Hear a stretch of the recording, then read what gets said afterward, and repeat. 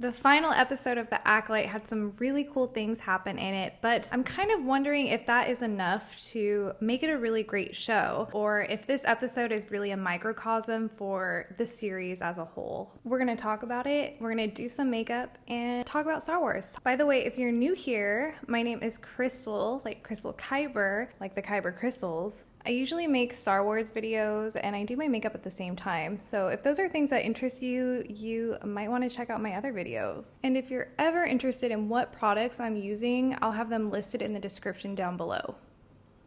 In this video, I'm going to talk about the things that I liked and I didn't like about this last episode of The Acolyte, and I'm also going to be talking about the series as a whole. A lot of the criticisms and things that I liked about this episode really is kind of how I felt about the show overall. I've had some time to digest this episode. I've had time to have many discussions. Some of them you can watch over at A+ Hero Report here on YouTube. I also did a guest spot with the Dork Side podcast, and I also was part of the Acolyte for Equality charity stream here on YouTube as well. I will have all of those linked down below if you want to hear the discussions and hear what other people have to say. And I'm laughing because I didn't really like this episode. And I went on these podcasts and charity streams really trying to not be a hater.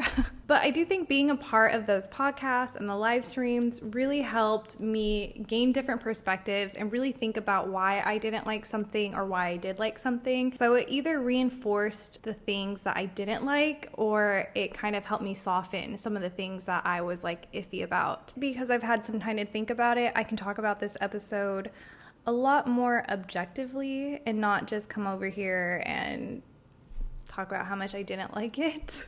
Because there were things that I liked. Chat, I want to shave my eyebrows. I think I want to try like a thin brow. I brought my razor. We're talking about some of the things that I liked, and this so happens to be something that I really liked through the whole show. Or I should say someone that I really liked. We're going to talk about Jedi Master Sol. Of course, as a proud member of the Sol Patrol, how can I not talk about him? I really feel like Sol was the main character of this show. Like, he really was the soul of the show.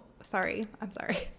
I mean, he really was the linchpin in this season, and he really was like the main driver of the plot. Whatever Sol was doing or going is like where we went. I know that it was Osha's story, but was it her story? Really makes you think. We're gonna use my Mandalorian palette here. I said it once and I'll say it again, and I'll say it over and over and over, but Sol carried this show. Jung Jay carried this whole show, like on his back. I don't think this show would have been what it is without him, is what I'm trying to say. Ooh, this is so pretty, this color. And one thing about me is I love a tragic hero story, and that's what we got with Sol, or Jung Jay gave us. He gave us such a complicated and nuanced character. The range, the emotion, the fact that this man didn't know any English but still was able to perform his lines with such nuance and such subtlety, like amazing, beautiful. And even though Sol did have his issues as a character, I think that's why I loved him so much, because even though he's a Jedi, like, he was so human. I just wanted to praise and give him flowers because he was amazing in this show. I would rewatch this show just for him. And even though I'm so sad that Sol died, I really couldn't see his story ending any other way. And then to have his legacy tarnished by Vernestra, like, something that this show did really well was plant a bunch of seeds along the way. When those seeds finally pay off, it pays off. And I think it pays off pretty big. I have so much to say about his death also. The fact that he died at the hand of his Padawan that he failed all those years ago, like, crazy. A lot of things happened throughout the show that really emphasized that moment of her killing her Jedi Master that only wanted to protect her, and then bleeding his lightsaber with the same blade that killed her mother. Crazy. Like, wow. The more I think about it, the more I'm like, that is like poetic justice. To me, that is good storytelling. There's so much history and so much setup for that moment to happen that it was so good. It was so beautiful and so sad and so tragic. I wish it was more glittery, so I'm gonna go in with my Pat McGrath Star Wars palette. I also had one of my followers on Twitter point this out to me. One of the first things that Master Sol says, like one of his first lines that we hear Sol say, is to classical Padawans, is to not trust your eyes, but to trust in the Force because your eyes deceive you. And we find out later on in the show that he trusted his eyes and killed an innocent person. Like, crazy. It's so crazy when you go back and you really revisit some of these scenes because they really did a good job at like leading the path there.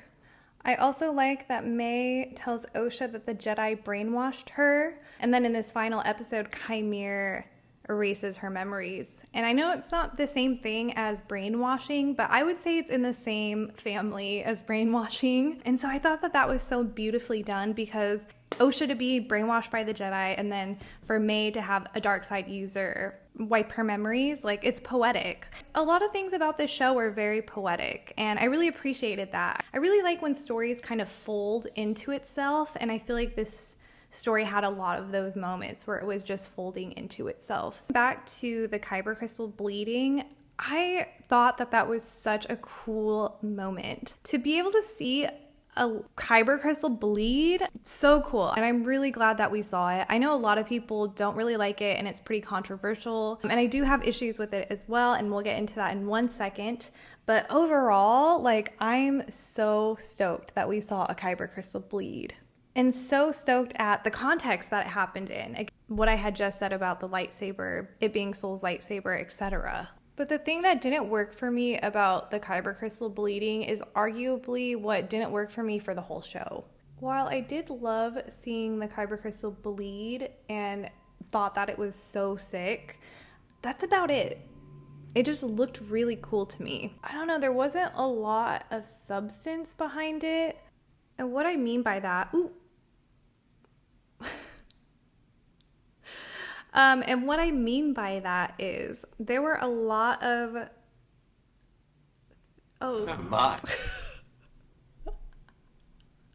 there are two things that I think happened for this big moment, like really big moment in the show to kind of fall flat, because even though we are getting the death of Sol and the Kyber Crystal bleeding, like, this is really the point of no return for Osha. I think for me what was really not working in this moment was the directing, because I hate just blaming the actors for something, but I really think that Amandla is not a very strong actor. When she killed Sol, it really was like, go girl, give us nothing.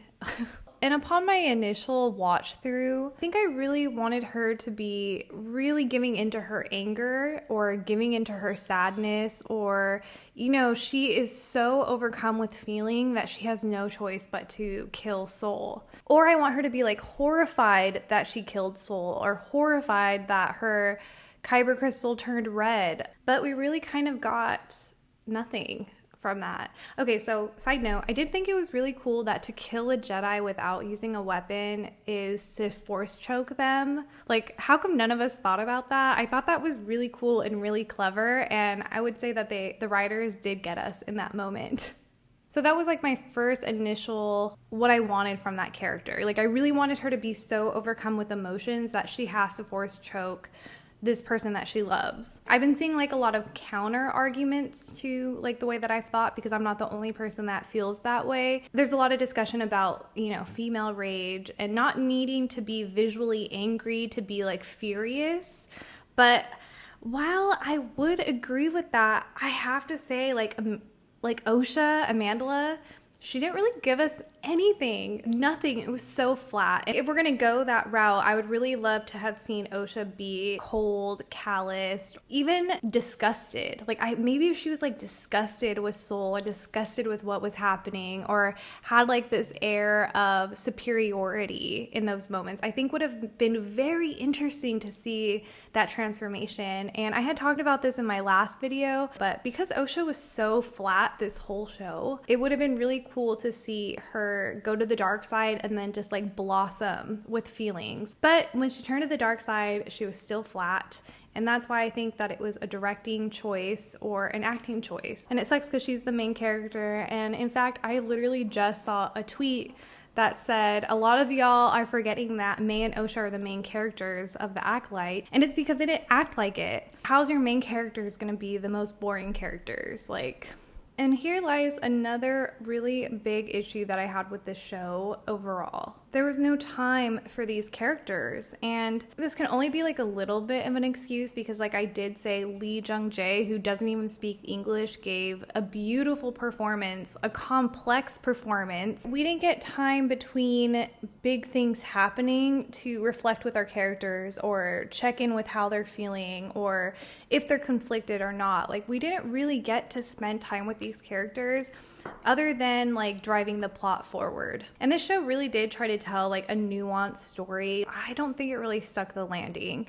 It just had too much of a little bit of everything. Going into the show, it was billed as a murder mystery. Was it a murder mystery? No, it wasn't. And while we did start off with a murder, it was pretty clearly revealed to us by the second and third episode. It was supposed to be a story about the Sith, which kind of. We also got a romance, kind of. A story about falling to the dark side.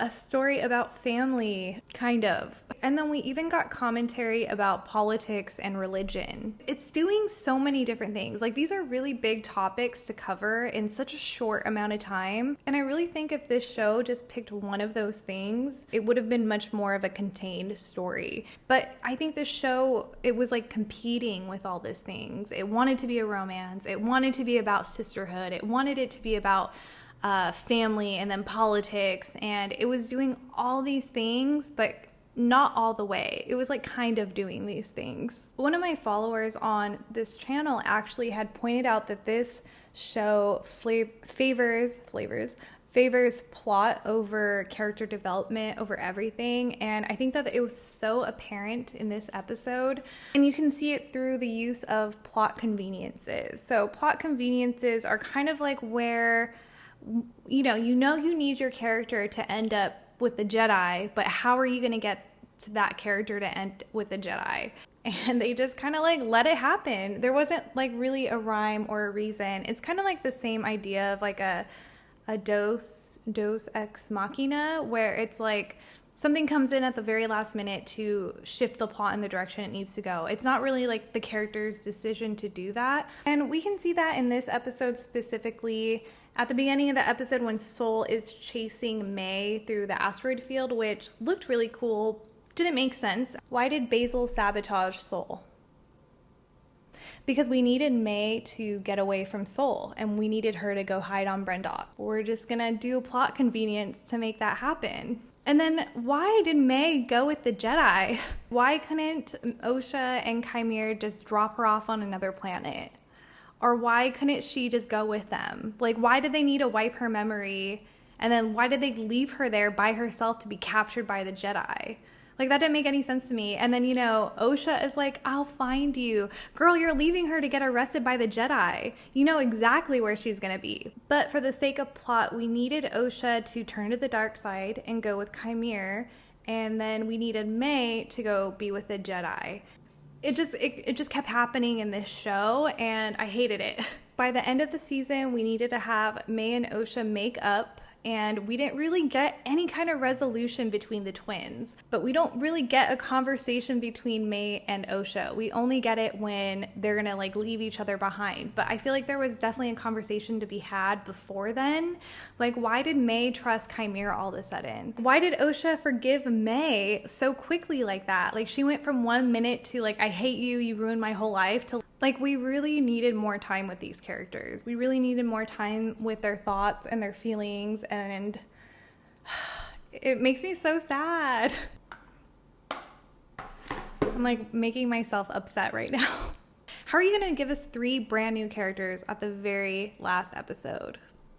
Like, why? Why do that? And I think it's so bothersome because they're all really interesting characters. I would have loved to see Rancor and Vernestra like kind of duke it out the whole season. Introducing Plagueis, like, why? Why did we introduce Plagueis? It didn't really make sense to introduce Plagueis for any other reason other than it was just cool. I think it would have made more sense if on episode 6 or anytime we're on this unknown planet with Qimir, if we got like little hints of Plagueis, like maybe we saw like a creepy hand around the corner, or maybe we caught like shadows of something to kind of like build up to this big reveal, but it kind of was just like, oh, here's Plagueis.